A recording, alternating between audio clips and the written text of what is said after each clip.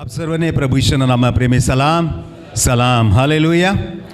આજે જે આપણે સંદેશ સાંભળવાના છે એ સંદેશનું શીર્ષક છે અંતના સમયની નિશાનીઓ અથવા જગતના અંતની નિશાનીઓ. જગતના અંતની નિશાનીઓ અથવા અંતના સમયની નિશાનીઓ. એના માટે આપણે રોમનના પત્ર 13મો અધ્યાય 11-14 વચન આપણે વાંચીએ. સમય વર્તીને એ યાદ રાખો કે હમણાં તમારી ઊંઘમાંથી ઉઠવાની વેળા આવી ચૂકી છે. કારણ કે જે વેળાએ આપણે વિશ્વાસ કરવા માંડ્યો તે કરતાં હાલ આપણું તારણ નજીક આવેલું છે. રાત ઘણી ગઈ છે, દિવસ પાસે આવ્યો છે. માટે આપણે અંધકારના કામો તજી દઈને પ્રકાશના હથિયારો સજીએ. દિવસે જેમ ઘટે તેમ આપણે શોભતી રીતે વર્તીએ, મોજ શોખમાં તથા નિશામાં એટલે કે નિદ્રામાં નહીં, વિષય ભોગમાં તથા લંપટપણામાં નહીં, ઝઘડામાં તથા અદેખાઈમાં નહીં, પણ તમે પ્રભુ ઈસુ ખ્રિસ્તને પહેરી લો અને દેહને માટે એટલે તેની દુષ્ટ વાસનાઓને અર્થે ચિંતન ન કરો. તાળી પાડી આજના વચનને માટે હાલેલુયા.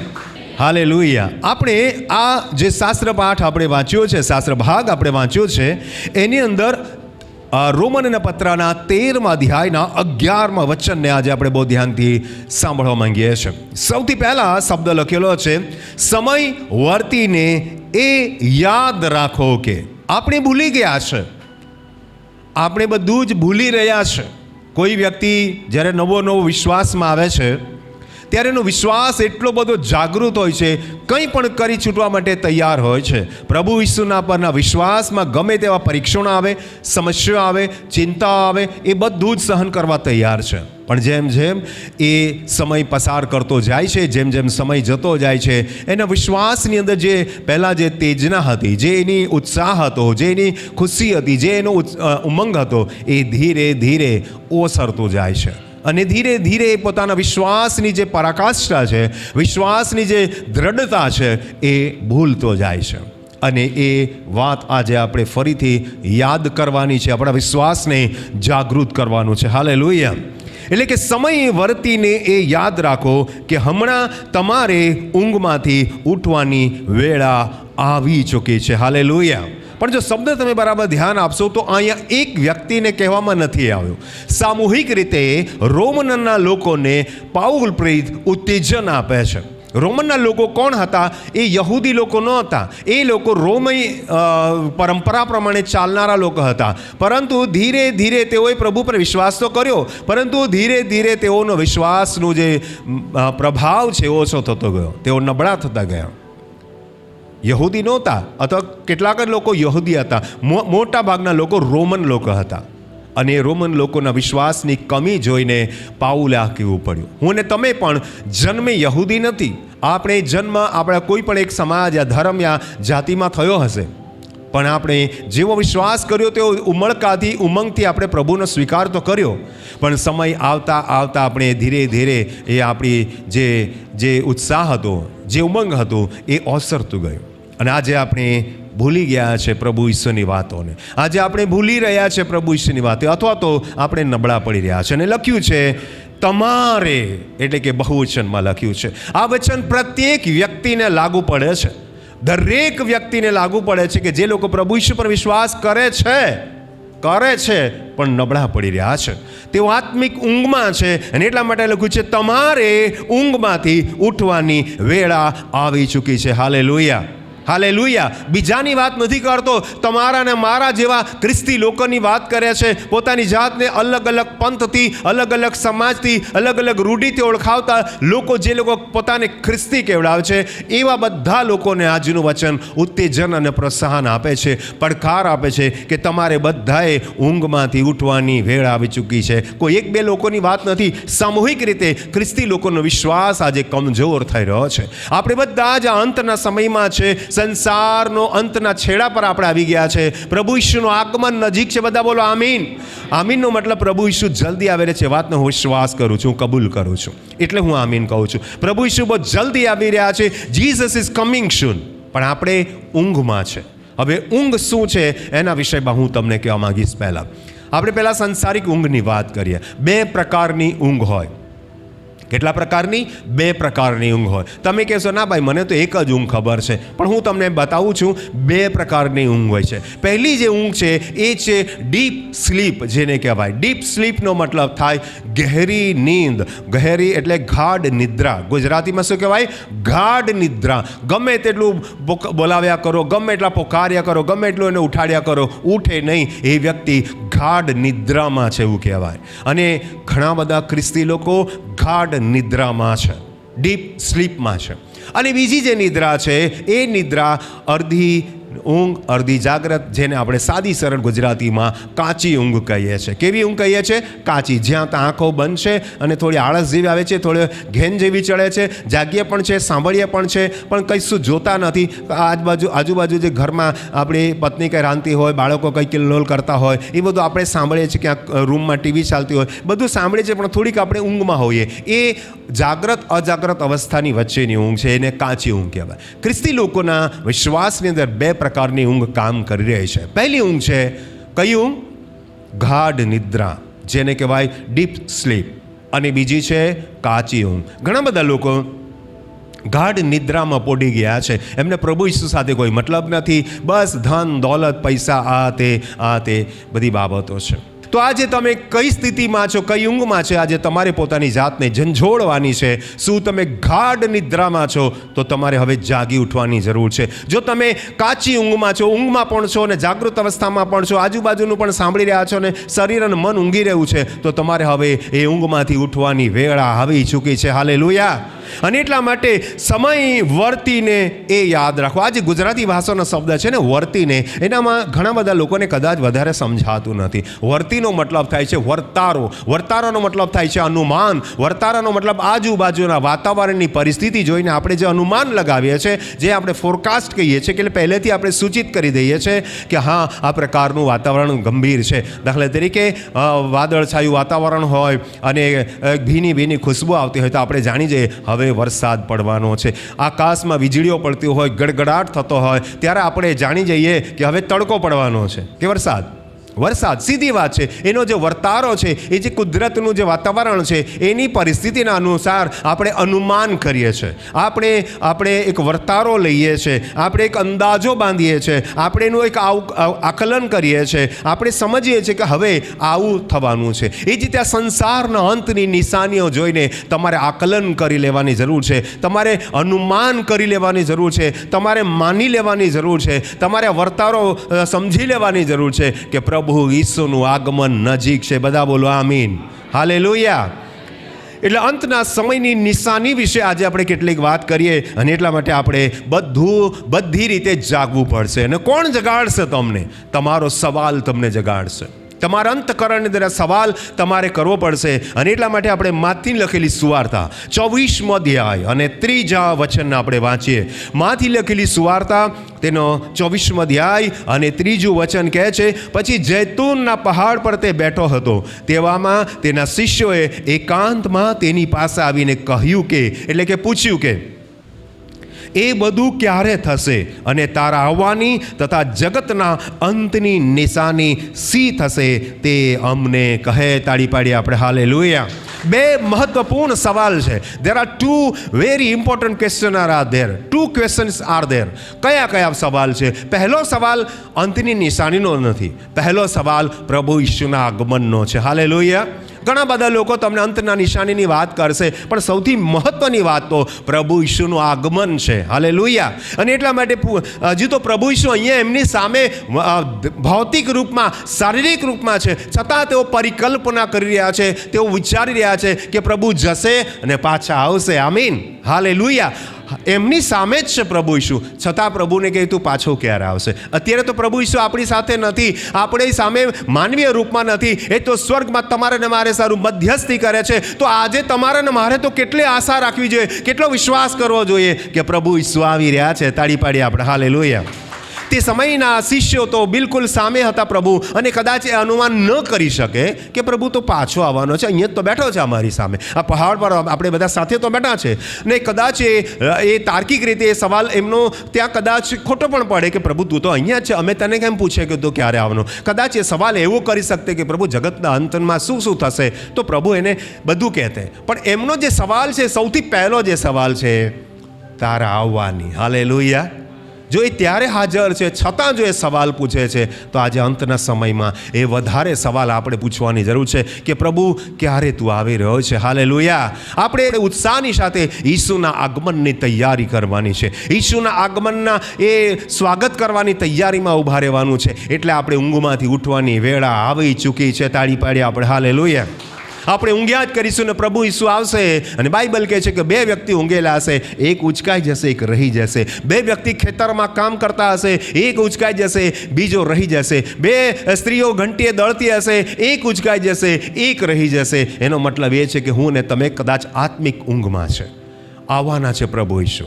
પહેલી વાત તો એ દાવાની સાથે પ્રભુનું વચન કહે છે કે તારા આવવાની તથા જગતના અંતની નિશાની શું થશે. પ્રભુ ઈસુનું આગમન અને જગતના અંતની નિશાનીઓ સાથે સાથે કામ કરી રહી છે. તમારે ને મારે આ વસ્તુનું આકલન કરી લેવાની જરૂર છે. તમારે ને મારે આ વર્તારો એટલે કે આ વાતાવરણને સમજી લેવાની જરૂર છે. તમારે ને મારે બિલકુલ વિશ્વાસ કરી લેવાની જરૂર છે કે પ્રભુ ઈસુ આવી રહ્યા છે. બધા બોલો, પ્રભુ ઈસુ આવી રહ્યા છે. બધા તાળી પાડીએ, પ્રભુ ઈસુને મહિમા આપીએ.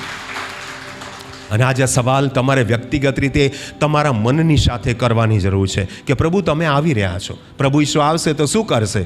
આવીને પાછા 33.5 વર્ષનું જીવન નથી જીવવાના. પલભરની અંદર તમને ને મને રૂપાંતરિત કરી દેશે. હાલેલુયા. અકલ્પનીય બાબતો બનશે, અદ્ભુત બાબતો બનશે. એ ચોરની પેટે બિલકુલ ગુપ્તમાં આવવાના છે. ખબર પણ નહીં પડશે કે પ્રભુ ઈસુ ક્યારે આવી રહ્યા છે. અને એટલા માટે તમારે ને મારે જાગવાની જરૂર છે. તમારે ને માટે મારે જાગૃત થવાની જરૂર છે, ઉત્સાહિત થવાની જરૂર છે. કમજોર થશો નહીં. આજકાલ ઘણા બધા લોકોનો વિશ્વાસ કમજોર થઈ રહ્યો છે. સેવા ક્ષેત્રમાં લોકો કમજોર થઈ રહ્યા છે. વિશ્વાસના ક્ષેત્રમાં લોકો કમજોર થઈ રહ્યા છે. દાન આપવાની બાબતમાં લોકો કમજોર થઈ રહ્યા છે. નિયમિત દેવળમાં આવવાના બાબતમાં લોકો કમજોર થઈ રહ્યા છે. પ્રાર્થના સભામાં જવા માટે લોકો કમજોર થઈ રહ્યા છે. સંગતિ રાખવામાં લોકો કમજોર થઈ રહ્યા છે. ઉપવાસ રાખવામાં લોકો કમજોર થઈ રહ્યા છે. એકતા રાખવામાં લોકો કમજોર થઈ રહ્યા છે. પ્રેમ રાખવામાં લોકો કમજોર થઈ રહ્યા છે. આત્મિક બાબતોમાં લોકો કમજોર થઈ રહ્યા છે. આજકાલ તમે મંડળીઓની અવદશા જુઓ. મંડળીની બહુ ખરાબ દશાઓ થઈ રહી છે. લોકો હોદ્દાઓ માટે, પ્રમુખ માટે, સેક્રેટરી માટે, આના માટે, તેના માટે, ખુરશીઓ માટે લડાઈ ઝઘડો, રીતસર ફાઇટ ચાલે છે. પણ હું ને તમે એ બધી જ બાબતોમાં ના પડીએ. આપણે જાગીએ, પ્રભુ ઈશ્વરના આગમનની તૈયારીમાં પડી જઈએ. તાળી પાડીએ આપણે. હાલેલુયા. એ બધું ક્યારે થશે? તારા આવવાની તથા જગતના અંતની નિશાની શી થશે તે અમને કહે. આજે પ્રભુ ઈશ્વરને તમારે પૂછવાની જરૂર છે. પ્રભુ ઈશ્વર પાસેથી એનો જવાબ લેવાની જરૂર છે. અને પ્રભુ ઈશ્વર એમના શિષ્યોને કહ્યું, આજે એ જ વચન તમને ને મને પ્રભુનું વચન કહે છે. જગતના અંતની કેટલીક નિશાનીઓ હું તમને આપવા માગું છું. એક અદ્ભુત બાબતો હું તમને કહેવા માગું છું. એના પર તમારે ધ્યાન આપવાની જરૂર છે. પોતાની જાતને ઢંઢોળો, પોતાની જાતને હલાવો, પોતાની જાતને જાગૃત કરો, પોતાના મન, વિચાર અને આત્માને ઢંઢોળો અને જાગૃત કરો. કેમ કે જગતના અંતની નિશાનીઓ બાઇબલમાં 2000 વર્ષ પહેલાં આપી દેવામાં આવી છે. પ્રભુ ઈસુ જ્યારે માનવીય રૂપમાં હતા ત્યારે જ પ્રભુ ઈસુએ પોતાના શિષ્યોને બધું કહી દીધું હતું. જો 2000 વર્ષ પહેલાં જો કહી દીધું હતું તો એમાંની મોટા ભાગની બાબતો બની ગઈ છે, મોટા ભાગની બાબતો બની રહી છે અને બધી જ બાબતો પૂરી થવા જઈ રહી છે. કેમ કે પ્રભુ ઈસુનું આગમન નજીક છે. હાલેલુયા. અને એટલા માટે આપણે વચન વાંચીએ. પહેલો મુદ્દો જોઈએ 24મો અધ્યાયમાંથી એના 4 થી 14 વચનનો આજનો સંદેશો આપણે શીખવાના છે. 10 વચનોની અંદર 10થી પણ વધારે મહત્વપૂર્ણ બાબતો આપણે શીખવાના છે.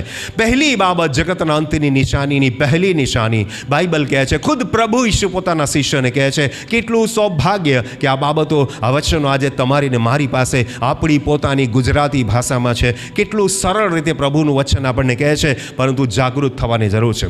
ત્યારે ઈશુએ તેઓને બહુવચનમાં, હાલેલુયા, બહુવચનમાં તેઓને ઉત્તર આપ્યો. આજે મને ને તમને આનો ઉત્તર મળવા જઈ રહ્યો છે. સવાલ પોતાના અસ્તિત્વની સાથે કરો, સવાલ પોતાના મનની સાથે કરો, સવાલ પોતાના અંતઃકરણની સાથે કરો. જાગૃત થાઓ. પ્રભુ ઈશુ તમને ઉત્તર આપી રહ્યા છે. શું ઉત્તર આપે છે?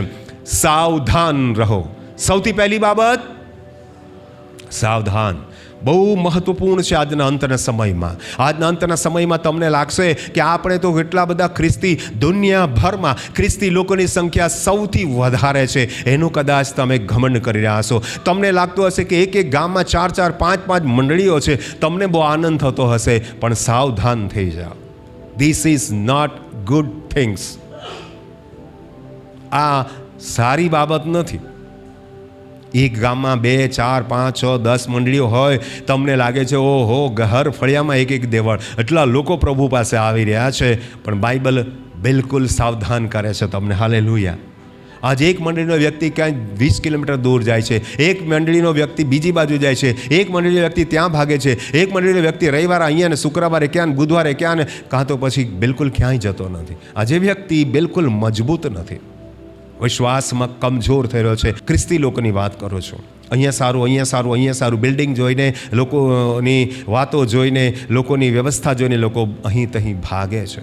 સાવધાન રહો કે તમને કોઈ ભૂલાવે નહીં. આજે લોકો તમારા વ્યક્તિગત જીવન સાથે બનાવટ કરી રહ્યા છે. તમને લાગે છે કે આ બરાબર છે, બિલકુલ બરાબર નથી. ત્યાં કેટલું બધું લડાઈ ઝઘડા છે, ત્યાં કેટલી બધી ખરાબ પરિસ્થિતિ છે. સાવધાન થઈ જાઓ. આજે લોકો તમને પ્રિન્સિપલ્સ એટલે કે સિદ્ધાંતોના આધારે લોકો તમને ફસાવશે. મીઠી મીઠી વાતો કરશે, મીઠી મીઠી વાતો થશે, પણ જોજો ક્યાંક ભેરવાઈ નહીં જાઓ. એટલે સૌથી પહેલું લક્ષણ કયું છે અંતના સમયની નિશાની?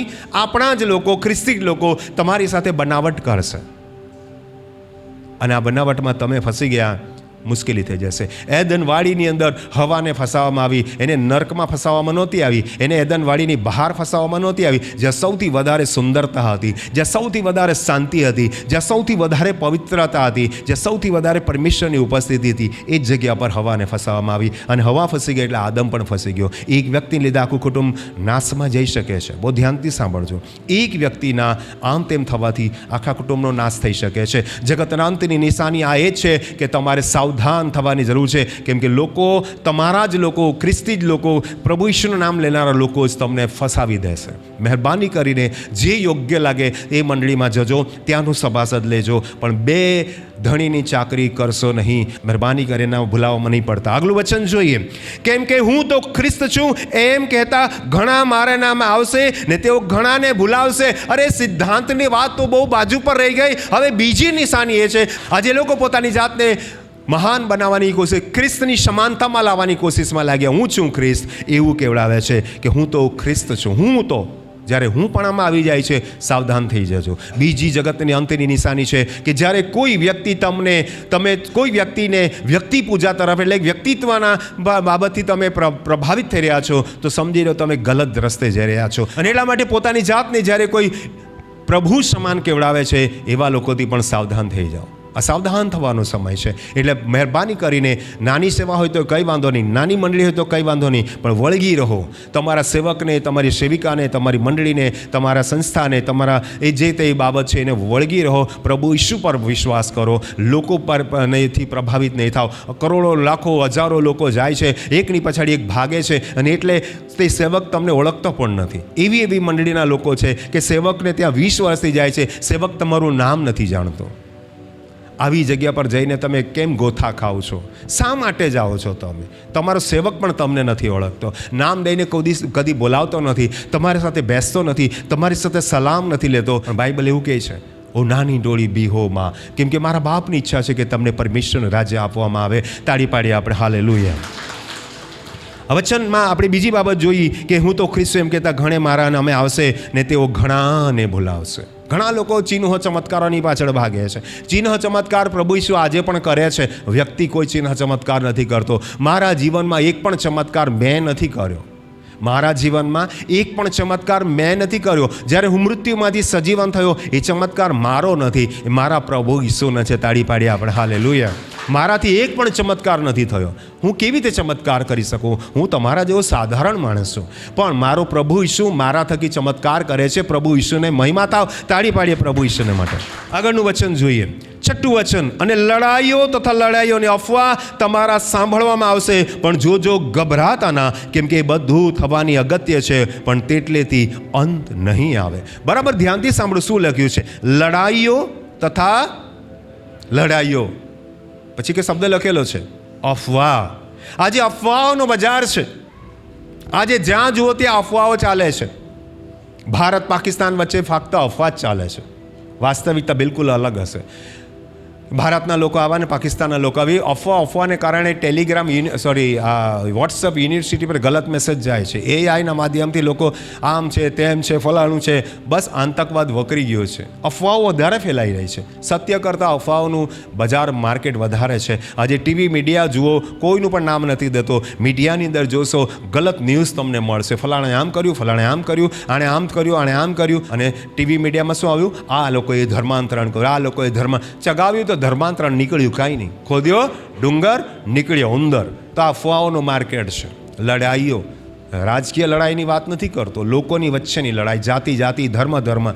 હું કોઈ ધર્મ નામ નથી લેતો. બે ધર્મ વચ્ચે લગાતાર લડાઈઓ ચાલી રહી છે અને એની અફવાઓ ચાલી રહી છે. વાસ્તવિકતામાં લોકો પ્રેમથી રહેવા માંગે છે, પણ લોકો તમને જાતપાતના નામે લડાવી રહ્યા છે. લોકો તમને આ ને તે સિદ્ધાંતના નામે લડાવે છે. કોઈ કહે કે આપણી મંડળીનો સિદ્ધાંત આ છે, પલાણી મંડળીનો સિદ્ધાંત આ છે. સિદ્ધાંતને માટે લડાવી રહ્યા છે. હું ખાલી યુદ્ધોની વાત નથી કરતો. હું આવી અંદરની લડાઈની વાત કરું છું. સોશિયલ ફાઇટની વાત કરું છું. સામાજિક લડાઈની વાત કરું છું. આત્મિક લડાઈની વાત કરું છું. માનસિક લડાઈની વાત કરું છું. જાતિગત ધાર્મિક લડાઈની વાત કરું છું. તો એ બધી શું છે? અડધી તો અફવા છે. ને અફવાના માર્કેટને કારણે તમે ગભરાઈ જાઓ છો. પણ શું કહે છે બાઇબલ?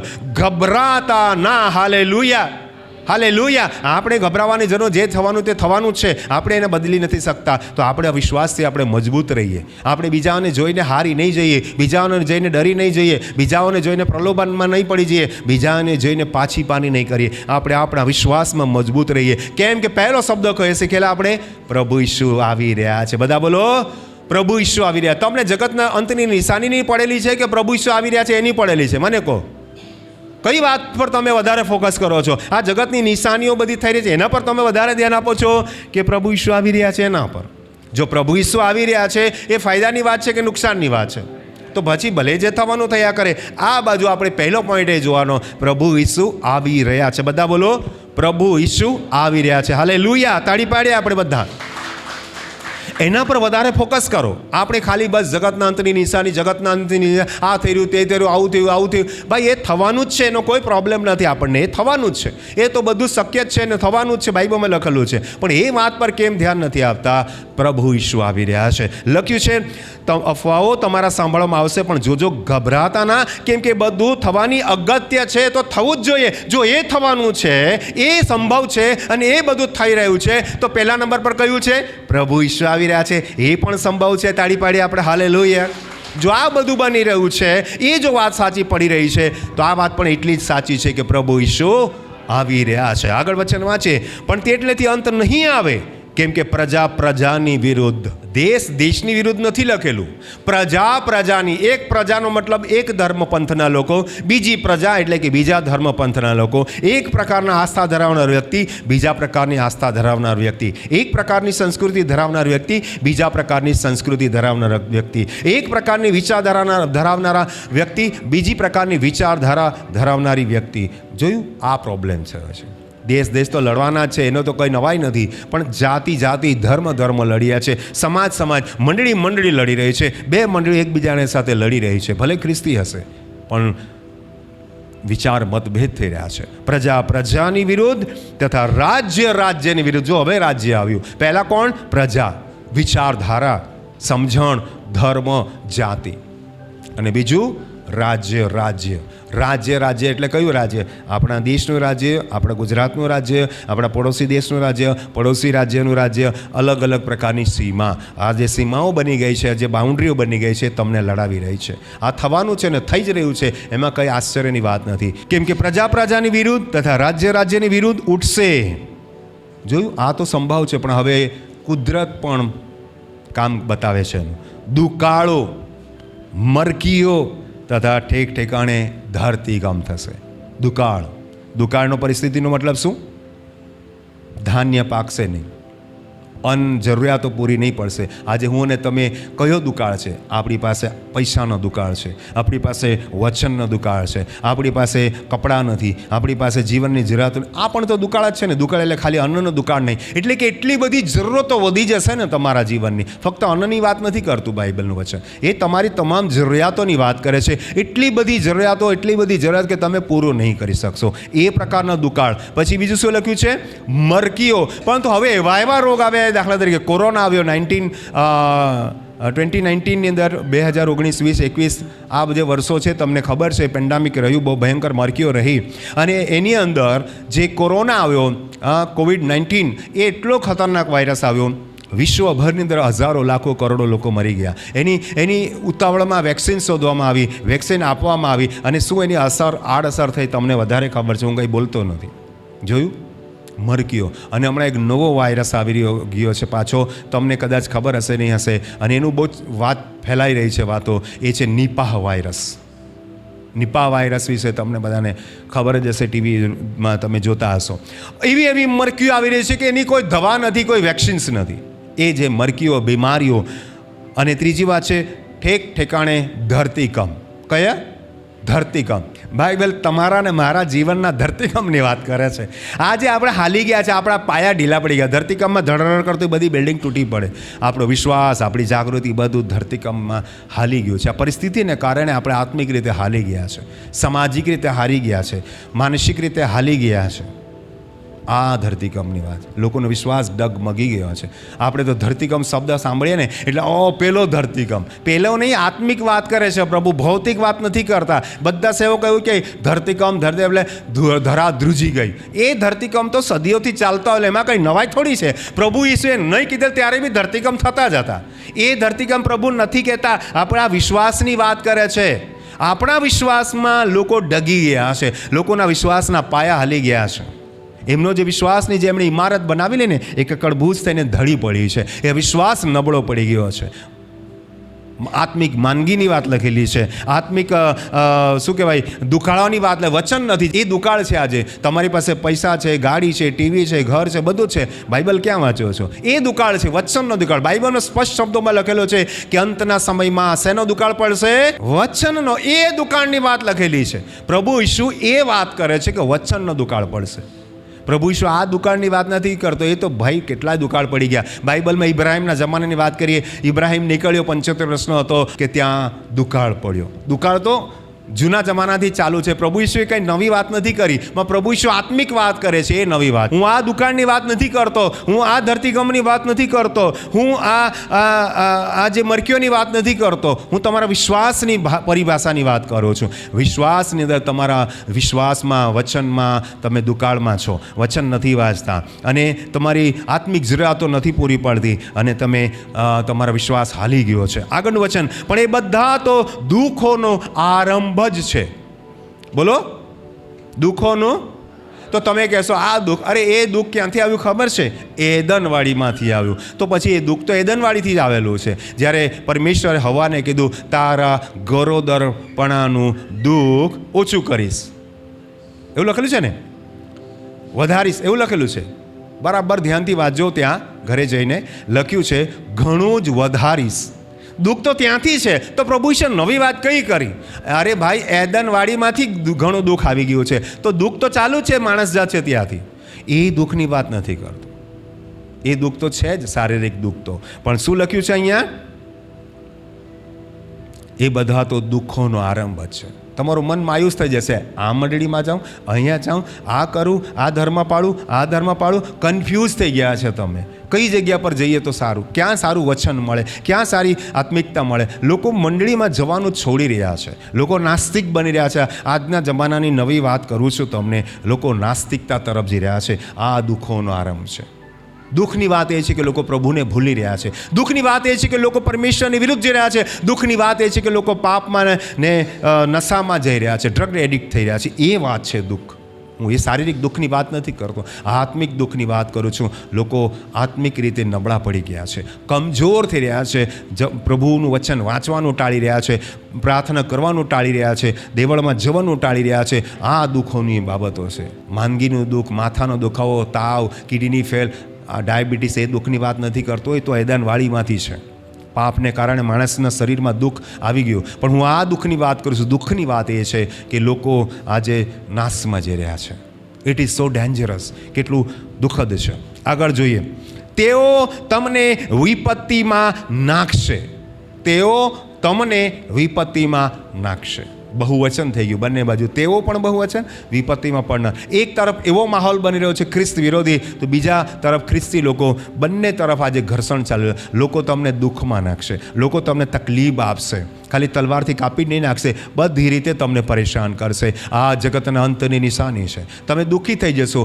કાં તો તમારા વિરોધી તમને દુઃખ આપશે, કાં તો તમારા જ ખ્રિસ્તી લોકો, આસપાસની મંડળીના લોકો, આસપાસના સમાજના લોકો, આસપાસના સંસ્થાના લોકો તમારી સાથે ગલત વ્યવહાર કરશે અને આ તમને મારી નાખશે. કઈ રીતે મારી નાખશે? શરીરમાં તો ભાઈ પહેલેથી મરતા જ આવ્યા છે. આદમ પણ મરી ગયો, હવાએ મરી ગઈ, બધા જ મરી ગયા. એ મરવાનું તો બધાને છે, નવી કઈ વાત છે? આત્મિક રીતે લોકો તમને મારી નાખશે. કેમ કે તમે પ્રલોભનમાં પડી જશો, ડરી જશો, સહેમી જશો, પ્રભુને છોડી દેશો, તો તમે આત્મિક નાશ થવાના. એ મૃત્યુની વાત છે. શરીર તો છે, આજે છે ને કાલે નથી. કોઈ કુદરતી રીતે મરશે, કોઈ અકુદરતી એટલે એક્સિડન્ટમાં મરશે, કોઈ કોઈની હત્યા કરી દેશે, કોઈ તમને વિરોધી તત્વો આવીને તમને ગળું કાપી નાખશે. મૃત્યુ તો ગમે તે રીતે થઈ શકવાનું. પ્રભુ એ મૃત્યુની વાત નથી કરતા. પ્રભુ આત્મિક મૃત્યુની વાત કરે. પહેલો શબ્દ કયો શીખેલા આપણે? પ્રભુ ઈશ્વર આવી રહ્યા છે. એ પ્રભુ ઈશ્વરનું કાર્ય છે. તો આપણું કયું કામ હતું? સાવધાન. સૌથી પહેલો શબ્દ કયો આપણે શીખી રહ્યા હતા? સાવધાન. આ પણ સાવધાનીનું કારણ છે, તમારો આત્મિક નાશ ન થાય. ને મારા નામને લીધે સર્વ પ્રજાઓ તમારો દ્વેષ કરશે. સર્વ લોકો નહીં લખ્યું કે વિરોધી નથી લખ્યું, સર્વ પ્રજા. કેમ કે તમે 2-4 માત્ર માણસ રહી ગયા છો. બાકીના બધા લોકો દુનિયાદારી તરફ છે. તમે ખ્રિસ્ત તરફ જઈ રહ્યા છો. લોકો તમારી નિંદા કરશે, તમારે કોઈ સપોર્ટ નહીં કરશે, કોઈ મદદ નહીં કરશે. અને એટલે પ્રભુએ કહેવું પડ્યું, ઓ નાની ટોળી બીહો માં. હાલેલુયા. એટલે પ્રભુ તમને એવું કહે છે. તમે બહુ અસંખ્ય લોકો નથી. ભલે રેકોર્ડ એવું કહેતો ખ્રિસ્તી લોકો દુનિયાભરની સૌથી વધારે છે, પણ અફસોસની વાત એ છે એ માત્ર એક સર્વે છે. આત્મિક રીતે કદાચ એવું નથી. આત્મિક રીતે તમે ભલે કોઈ મંડળીના સભ્ય છો, પણ આત્મિક રીતે કદાચ તમે નબળા થઈ ગયા છો, તો આ સંદેશ તમારે ધ્યાનથી સાંભળવાનું છે. મારા નામને લીધે સર્વ પ્રજાઓ તમારો દ્વેષ કરશે ને તે વેળાએ ઘણા ઠોકર ખાશે. ઠોકર એટલે હવે તમે સમજી ગયા ને? આ બધી વાતો કઈ છે? સંસારિક નથી, આત્મિક છે. ઠોકર એટલે અંગૂઠોમાં પગમાં વાગે એ ઠોકરની વાત નથી, આત્મિક ઠોકરની વાત છે. આ દિન સુધી સેવો કંઈ તમને બાહ્ય વાતાવરણ સમજાવ્યું છે. ભાઈ એ તો પહેલેથી જ ચાલુ જ છે. ઇબ્રાહિમના જમાનામાં પણ લડાઈ ચાલતી હતી, સાઉલના જમાનામાં પણ લડાઈ ચાલતી હતી, દાઉદના જમાનામાં પણ લડાઈ ચાલતી હતી, ઈસુના જમાનામાં પણ લડાઈ ચાલતી હતી, પાઉલના જમાનામાં પણ લડાઈ ચાલતી હતી, યોહાનના જમાનામાં પણ લડાઈ ચાલતી હતી, તમારા માતા પિતા દાદા દાદીના જમાનામાં પણ લડાઈ ચાલતી હતી. આજે પણ લડાઈ, એમાં કંઈ નવાઈ નથી. આપણા આત્મિક જીવનમાં લડાઈઓ ચાલી રહી છે. આપણા આત્મિક જીવનમાં વિરોધાભાસ ચાલી રહ્યો છે. અને એટલા માટે પ્રભુનું વચન કહે છે કે તમે ઠોકર ખાઈ રહ્યા છો. કઈ વસ્તુથી તમે ઠોકર ખાઓ છો? વ્યભિચારથી, પાપથી, બુરાઈથી, જૂઠાણાથી, આનાથી, તેનાથી સાવધાન થઈ જવાની જરૂર છે. પહેલો જ શબ્દ કયો છે? સાવધાન. એ બધા જ વચનોને લાગુ પડે છે. સાવધાન રહો. બધા બોલો, સાવધાન રહો. આત્મિક ઠોકર નહીં ખાશો. 10મા વચનમાં તે વેળાએ ઘણા ઠોકર ખાશે ને એકબીજાને પર સ્વાધીન કરશે. એકબીજાને જોયું? એટલું બધું મંડળીની અંદર પ્રોબ્લેમ થઈ રહ્યા છે ને કે મંડળીના લોકો એકબીજાની વિરુદ્ધ ઊભા થશે. મંડળીના પાસ્ટર, સેવક, સેવિકા, આગેવાન, પ્રમુખ, સેક્રેટરી, ખજાનચી, પાળક કમિટી એકબીજાની વિરુદ્ધમાં ટાંટિયા ખેંચે. આ તો આવું આ જ થવાનું છે. અંતના સમયની આ બધી નિશાની છે. આ મંડળીની વાત કરું છું. સંસારમાં તો ચાલે જ છે, દેશ દેશમાં, દુનિયામાં, પણ આપણા ત્યાં મંડળીમાં પ્રોબ્લેમ ઊભા થયા. ટાંટિયા ખેંચ રમત થઈ રહી છે. એકબીજાની પક્ષાપક્ષી કર્યા છે. પક્ષને કારણે લોકો લડી રહ્યા છે. કોર્ટ કચેરીના મેટર, દેવળના પ્રોપર્ટીને લગતા બાબતો હાઈકોર્ટમાં જઈ રહ્યા છે. અફસોસની વાત છે. જે પ્રભુની પ્રોપર્ટી છે એ આજે છડે ચોકે એને હાઈકોર્ટમાં લઈ જવા પડે છે. આ છે પક્ષાપક્ષી. આગળ જોઈએ 11મું વચન, 10મું બાકી છે. એકબીજાને પરસ્વાધીન કરશે અને પાછું લખ્યું છે એકબીજાને પ્રેમ કરશે. છે કે લખ્યું છે ને? આવો એકબીજા પર વેર રાખશે. એકબીજા પર વેર રાખશે. ખ્રિસ્તી મંડળીની હાલત આવી જ છે. અને જૂઠા પ્રબોધકો ઘણા ઉઠશે. ક્યારનું લખ્યું હતું? હું તો ખ્રિસ્ત છું. ને હવે શું કહેશે? પ્રોફેટ ફલાણા. પ્રોફેટ શબ્દ, પ્રોફેટ વાપરવાની જરૂર જ નથી આપણે. શા માટે પ્રોફેટ શબ્દ વાપરે છે? પ્રોફેટ શું કામ છે આ પ્રોફેટ કેવડાવવાનું? પાસ્ટર કેવડાવતા હતા, રેવરન કેવડાવતા હતા, બિશપ કેવડાવતા, ત્યાંથી છોડીને હવે પ્રોફેટમાં પહોંચી ગયા. પ્રોફેટ એટલે ભવિષ્ય વક્તા. અમે બોલીએ સૂરજ ઊભો રહી જાય તો સૂરજ ઊભો રહી જાય. બધા યહોશુઆ જ બનવા માંગે છે. પ્રભુ તમારા મોંથી વાત પૂરી કરાવે છે, સારી વાત છે. પ્રોફેટ કેવડાવીને ઘમંડ કરવાની જરૂર નથી. પ્રોફેટ એટલે પ્રબોધકો ઘણા ઉઠશે અને પાછું લખ્યું છે ઘણાને આશીર્વાદ આપશે. શું લખ્યું છે? પ્રોફેટનું કામ શું હોય? ચેતવણી આપી, સમજાવવું, પ્રભુમાં લાવવાનું. પણ આ પ્રોફેટ શું કામ કરે છે? શું લખેલું છે? ઘણા પ્રબોધકો ઉઠશે ને ઘણાને ભૂલાવશે. પ્રોફેટ બી ઘણા અને ઉલ્લુ બનવાવાળા બી ઘણા. બંનેની સંખ્યા વધારે છે. બહુ ધ્યાનથી સાંભળો, આત્મિક સંદેશો છે આ. હું બાહ્ય બાબતોની નિશાનીની વાત નથી કરતો, એ તો તમને બધા શીખાડશે. હું તમને આંતરિક વાત કરું છું, આપણા અંતર્મનની વિશ્વાસની વાત કરું છું. ઘણા જૂઠા પ્રબોધકો ઉઠશે, ઘણાને ભૂલાવશે અને અન્યાય વધી જવાના કારણથી ઘણા ખરાનો પ્રેમ ઠંડો થઈ જશે. વાતાવરણ ઠંડુ નથી, વાતાવરણ તો બહુ ગરમ છે. ખૂબ ઉપરનું વાતાવરણ જોઈએ તમે, બાહ્ય રીતે જુઓ, આંતરિક વાતાવરણમાં તો બહુ ગરમ છે, બધું મિજાજ ખરાબ છે, પણ પ્રેમ ઠંડો છે. કેટલું વિરોધાભાસી! એટલે એક બાજુ ગરમાહટ છે, એક બાજુ ધડાધડ છે, એક બાજુ યુદ્ધ છે, એક બાજુ લડાઈ છે, એક બાજુ મરકી છે, અને પ્રેમની વાત આવી ત્યારે તો પ્રેમ ઠંડો છે, બાકી બધું ગરમ છે. તમે કમ્પેર કરો તો ઉપરનું બધું વાતાવરણ કેવું છે? ધમાકેદાર છે, ખતરનાક છે, એકદમ વાતાવરણ તંગ છે. પણ તમારો ને મારો પ્રેમ ઠંડો છે. જે સારું હોવું જોઈએ એ નબળું છે, ને જે નબળું છે તે ખતરનાક થઈ રહ્યું છે. એટલે તમે જો ઘણા ખરાનો પ્રેમ ઠંડો થઈ જશે. આત્મિક પ્રેમ, ભાઈચારો, મંડળીની અંદરનો ભાઈચારો, પ્રેમ ભાવ, આદર ભાવ ખતમ થઈ જશે. કોઈ પાસ્ટરની પણ કોઈ ઇજ્જત નથી, સેવકની પણ ઇજ્જત નથી, આગેવાનોની કોઈ ઇજ્જત નથી, મંડળીના ભાઈ બહેનો એકબીજાને પ્રેમ નથી કરતા. અરે મીટિંગ છૂટે ને ઘણી બધી એવી મંડળીઓ તમે જોઈ હશે, એકબીજાને સલામ પણ નહીં લે. પ્રેમ જ નથી રહ્યો ભાઈ. બધું છે પણ શું નથી? પ્રેમ ઠંડો થઈ જશે. 13મું વચન, અને અંત સુધી જે કોઈ ટકશે તે જ તારણ પામશે. તાળી પાડીએ વચન માટે. હાલેલુયા. આપણે તો જગતના અંતની વાત કરીએ છીએ ને, પણ અહીંયા જે શબ્દ લખેલો છે તમારા નામ, અંત સુધી મરણ પર્યંતુ વિશ્વાસુ થઈ રહે, હું તને જીવનનો મુગટ આપીશ. પ્રગટીકરણ આપણે વચન વાંચીએ. પ્રગટીકરણ 2 અધ્યાય 10મું વચન, તારે જે સહન કરવું પડશે તેનાથી બીતો ના. જુઓ તમારું પરીક્ષણ થાય એ માટે તમારામાંના કેટલાકને શૈતાન બંદીખાનામાં નાખવાનો છે, અને 10 દિવસ સુધી તમને વિપત્તિ પડશે. તું મરણ પર્યંત વિશ્વાસુ થઈ રહે અને હું તને જીવનનો મુગટ આપીશ. તાળી પાડી આપણે વચનને માટે. આ વચન વ્યક્તિગત છે. જ્યારે આપણે જે શાસ્ત્ર પાઠ લીધો છે 24મો અધ્યાય, એ સામૂહિક છે. આ સામૂહિક બાબતોમાં તમારે વ્યક્તિગત વિશ્વાસને જાળવી રાખવાનો છે. બધા બોલો આમીન. વ્યક્તિગત વિશ્વાસને જાળવી રાખવાનો છે, નહીંતર તમારો પણ નાશ થઈ જશે. આ દુનિયા તો નાશ થવાની છે, લોકો નાશ થવાના છે, પણ તમારો નાશ નહીં થવો જોઈએ. એટલે આત્મિક રીતે તમારે મજબૂત રહેવાની જરૂર છે, આત્મિક રીતે જાગૃત રહેવાની જરૂર છે, અને આત્મિક રીતે તમારે નાશમાં નથી જવાનું. પણ લખ્યું છે અંત સુધી જે કોઈ ટકશે તે જ તારણ પામશે. આપણે તારણ પામવાનું છે. તાળી પાડીએ આપણે. હાલેલુયા. તમે બચી જાઓ, તમે બચી જાઓ. Hallelujah, hallelujah. 14મું વચન, અને સર્વ પ્રજાઓને સાક્ષીરૂપ થવા સારું રાજ્યની આ સુવાર્તા આખા જગતમાં પ્રગટ કરાશે, અને ત્યારે જ અંત આવશે. તાળી પાડીએ વચનને માટે. હવે આ આપણે 4થી જેવો વચન જોઈ ગયા ને 13 સુધી, એમાં તો બધી બાબતોનું વર્ણન લખેલું છે. પણ નીચે લખ્યું છે 14મું વચન, અંત 13મા વચનમાં તમારે વ્યક્તિગત બાબત છે, અંત સુધી ટકવાનું છે, તારણ પામવાનું છે. પણ 14મું વચન શું કહે છે? સર્વ પ્રજાઓને સાક્ષીરૂપ થવા સારું સાક્ષીરૂપ થવા સારું રાજ્યની આ સુવાર્તા આખા જગતમાં પ્રગટ કરાશે, અને ત્યારે જ અંત આવશે. એનો મતલબ એ છે કે સુવાર્તા પ્રગટ નથી થઈ, એવો અર્થ થાય છે ને આનો. એવો અર્થ થાય છે ને. 2000 વર્ષથી સુવાર્તા પ્રગટ થઈ રહી છે, તો આ મતલબ શું કહે છે? કે જગતના અંત સુધી સુવાર્તા નથી પહોંચી, એવું કહેવા માંગે છે ને આ વચન. બધા એવું જ શીખાડ્યું છે. ભાઈ ભલા માણસ એવું વચન નથી કહેતું. એવું નથી કહેતું કે આખા દુનિયાના હરેક વ્યક્તિ સુધી સુવાર્તા નથી પહોંચીને એટલે પ્રભુ ભાઈ ગલત ડિસ્ક્રિપ્શન નહીં આપો, ગલત સમજણ નહીં આપો. આ વચન બહુ ગંભીર વચન છે. શું લખ્યું છે? સર્વ પ્રજાઓને સાક્ષીરૂપ થવા સારું. બધા લોકોને સાક્ષી કોણ થશે? મારે થવાનું છે. બધા બોલો મારે. સુવાર્તા ક્યાં કામ કરવી જોઈએ? દેવળોમાં, પબ્લિકમાં, જાહેર મંડળીઓમાં, કે વ્યક્તિગત જીવનમાં? ઓ યસ, તે વાત છે. વ્યક્તિગત જીવનમાં તાળી પાડીએ આપણે હાલેલુયા. એ પ્રભુ નથી કહેતો કે દુનિયાના હરેક વ્યક્તિ સુધી સુવાર્તા પહોંચાડો. ભાઈ, એ તો 2000 વર્ષથી પહોંચી રહી છે. આજે ઇન્ટરનેટ અને ટીવી અને યુટ્યુબના માધ્યમથી, મોબાઈલના માધ્યમથી, ટીવીના માધ્યમથી હરેક વ્યક્તિ સુધી પ્રભુ ઈસુનું નામ કોઈ નવાઈ નથી. જંગલમાં રહેતા વ્યક્તિને પ્રભુ ઈસુ વિશે ખબર છે.